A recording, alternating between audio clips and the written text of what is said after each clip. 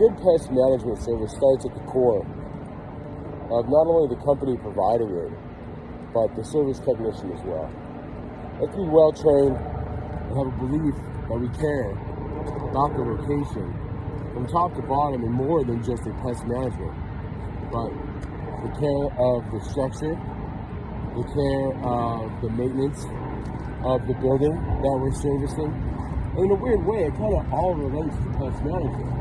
If you have a well-maintained structure, you're going to have less pest problems. It's just a fact. But also, it's up to every service member, whether they're on staff at the building or not, to care about the building and keep an eye on it. It's the essence of a team. That's why I'm up here on this roof of this high-rise building here in Beverly Hills.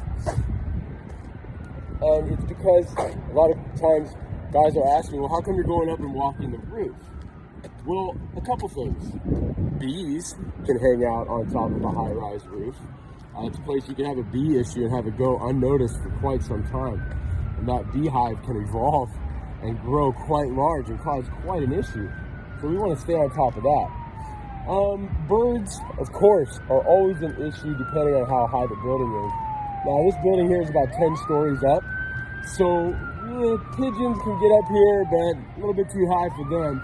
What we kind of see up here more is crows, and we will see more of crows, gulls, and hawks.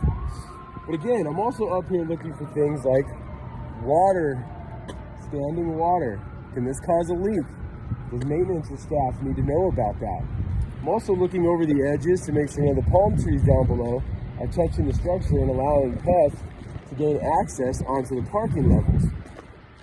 Caring about the facility beyond pest management is key to developing that great relationship, especially in a large commercial setting like this, between the company, the technician, and our client, and the management of the building as well. That's all key to performing solid commercial pest management.